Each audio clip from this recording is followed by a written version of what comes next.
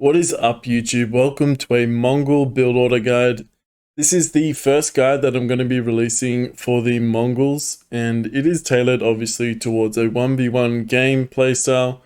Now, I did a bit of experimentation with the Mongols Feudal Age, and what I kind of came to the conclusion of is they're not that great in Feudal Age anymore. And the main reason being that Mongols, one, get a huge power spike in Castle Age, due to the step readout and also the increased stone gathering. Back in the day, Mongols were renowned for having a really good Age 2 rush. That was because the stone gather rate of the Ovu did not scale with age, meaning that you could get out a lot of double batches of units in Age 2 to overwhelm your opponent with a huge archer ball or huge horseman mass or whatever it might have been. Nowadays, it's not the same. Ovu stone gather rate is lower in Dark Age and Feudal Age. Therefore, the Feudal Age of Mongols is not that great anymore. Although, you may have heard of someone called PilotElf on the ladder, a renowned Mongol player, and this build is inspired from him. A lot of people might not like that I'm posting this build, as it does involve tower rushes in Feudal Age, but it is by far the most effective way that I've personally seen or played the Mongols in Feudal Age. So if you love scrappy games and being super aggressive, this is the perfect guide for you. I will be coming out with fast castle variations in the future, so if you're interested in that, I will be posting that in the near future. If you're after a written version of this build order guide, I will leave a link in the description to my Discord, which I will have the written version of this guide there. So without further ado, let's get into the video, guys. Alright guys, welcome to a build order guide. We are going to be running through a feudal tower rush build in this, and we're going to be opening with wheelbarrow as well. So what we want to do at the start is place your TC. Ideally, where you be placing your TC is going to be the closest it can be to either a stone mine or a gold mine as well. So in this situation, we have, honestly, this was a better, this is definitely a better position. A little bit of a mistake on my behalf. And the reason why it's a better position is, like, you can have your gold right behind your TC, which keeps it pretty safe. The over is quite exposed, but, like, if I had my TC, the over is quite exposed. But I think, I don't know, I'm still not 100% sure. It depends on the matchup on what I prefer to keep safe. Nonetheless, what we're going to be doing here is 5 vills on wood at the start. So all the vills except for one go to wood. The other one's going to build an Ovu. Then we're going to chop 150 wood. Once we have that, we're going to put 3 guys on gold here. And then the other one to food. Just keep scouting around with your Khan as well. And then we're going to get like an early bank of gold so that we can get wheelbarrow as well. Which should start before we start aging. Well, it will start before we start aging. Now, what this build is all about feudal pressure, but also like utilizing towers with Mongols off the back of that feudal pressure. So one thing like that we tested a little bit was feudal play with Mongols, and like in certain matchups that I did try, for example English and others, it didn't feel very effective. Like, games were a lot harder than if I was just trying to get up to castle as quick as possible. But we had PilotElf in chat. If you're not aware of who PilotElf is, he kind of came out of nowhere. And the way he got recognized was his tower rushes and Mongol play. So as soon as we get the 100 gold here, we're going to get that. I believe he's branched out to a few other civs now. But he was infamous for his Mongol tower rushes and just Mongol play in general. I think he kind of created a style within Mongols which became meta, which is pretty cool. Nonetheless, we're going 9 on food, 3 on gold here. And our objective is to get up as quickly as possible. And what we're going to be doing, and hear me out, this is going to sound crazy, alright? I didn't really believe it until I tried it. And we're going to be sending 5 villagers forward with our initial army, and we're going to be building towers in our opponent base with the pressure of units as well alongside that. Now, why are we taking 5? It seems a little bit like overkill, And maybe it is. Maybe you could get away with 3 or 4. But the idea is you're getting towers up too quickly for your opponent to respond. So they have the option of diving your villages while your army kills their army. Or they just fight your army and your vills are able to get the towers up pretty much for free. So that's the idea behind it. Give it a try, see how it feels. I've found like the only way that I've been able to make feudal pressure successful with the Mongols is being able to put a bunch of towers all over your opponent's key resource points. So wheelbarrow coming in, and the reason we're getting wheelbarrow is because our vills are going to be moving across the map. They're going to be building towers everywhere, so the extra movement speed is really nice. One thing they could possibly do that I haven't incorporated into this build is like you can incorporate bringing textiles in as well.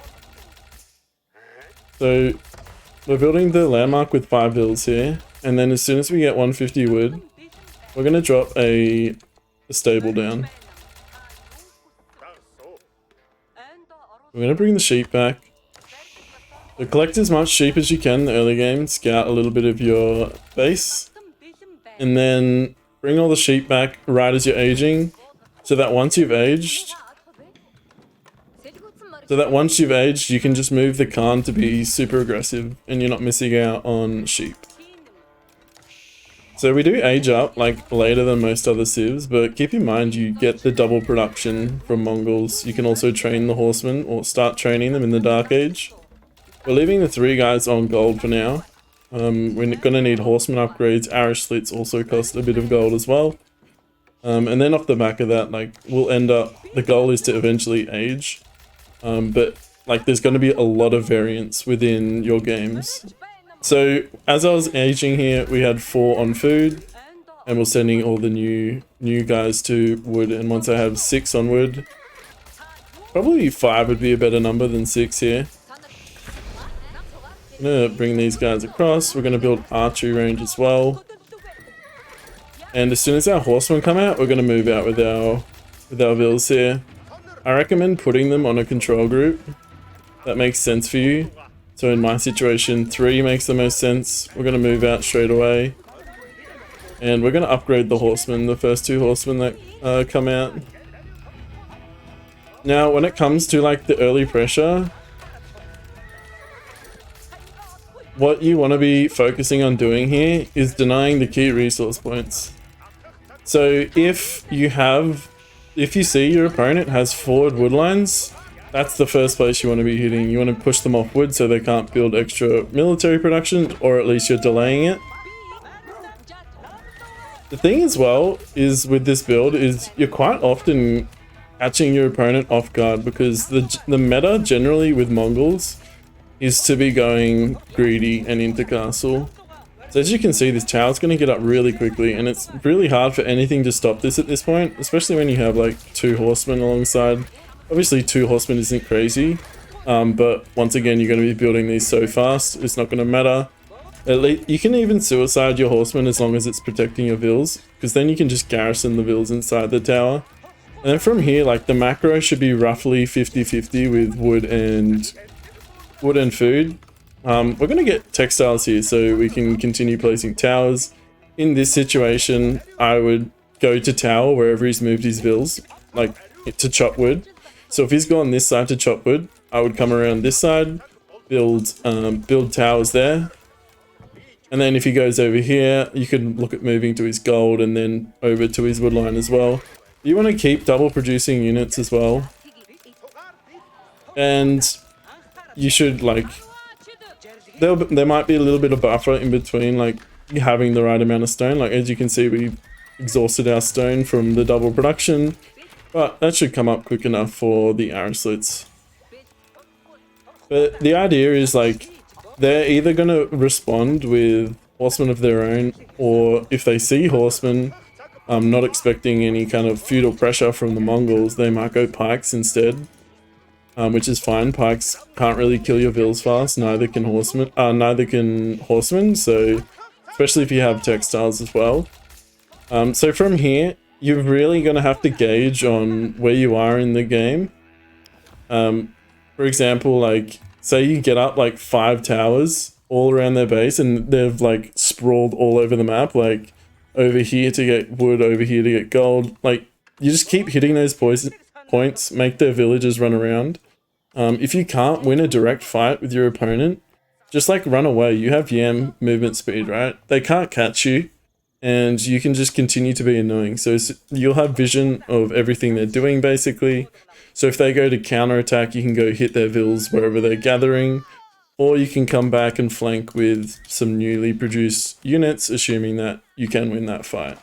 If need be, set up defensive towers at home. And then the objective is, once you have towers everywhere, you want to be going up to Castle Age, because Castle Age is where Mongols thrive. And it, like, just sort of like a word of warning with this build is like, your games are going to get really, really chaotic. If you love chaos, then this is the perfect build for you. I played a few games using this approach, which I'll probably also upload to YouTube as well. And, yeah, they're wild games, man. One was actually against Hut, where I thought I was really behind, but it turned out that I was actually really, well, I was in a good spot. I kind of felt bad for doing this strat, so I was like, I won't drag the game out, I'm behind. But you'll see those soon. But yeah, from here, like, the thing about Mongols is like they thrive in Castle Age for a few reasons, right? Your OVU will scale with so when you hit Castle Age, you generate stone at a lot quicker rate. You also get better units, obviously. You get the Steppered Out, which is like probably the best Castle Age landmark, if not one of the best. And you can then just go out, collect all the relics freely, because they're trying to deal with all the towers in their base.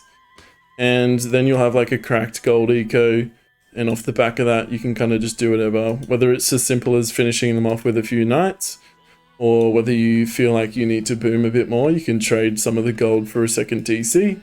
I'll be covering the second TC build in a later video, but that's kind of the options that you have. And yeah, hopefully you found this helpful, guys. Try this out yourself.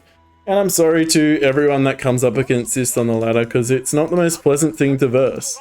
It is actually kind of fun, and I feel I feel a little bit guilty saying that. It makes for extremely chaotic games, which is a little bit of fun here and there. So this is the build order, guys. I will have a written version of this in the Discord, which I'll leave a link to in the description. That's it for now, guys. Stay tuned for the next videos, and I'll catch you later. Peace out. Alright. Dude! I wasn't recording, but it's fine. I can get this off Twitch, I think. Could you not ram rush? You probably could, if you wanted to. Like, it depends on the situation of the game. I honestly find, like, I don't really like ram rushing. I've come to the conclusion I don't really like it. Unless there's, like... Unless you're trying to punish, like, 2TC or something like this. Generally, I just like going up castle and getting, like, a huge advantage that way. And then, like, raiding them with knights, getting all the relics and the sites and whatever, and just getting a huge advantage that way, making it pretty much impossible for your opponent to come back. But if you want to go all in, you can try that as well. But yeah. So that's the build, guys. One thing I did forget to mention, actually, is, like, adding in pastures. So you want to make sure you have enough wood, or like look at your food count. If it's desperate, go out to deers. You can go out to deers, but like setting yourself up with pastures in the long term is probably a better option, assuming that you're not in like dire need of food in that particular moment of the game.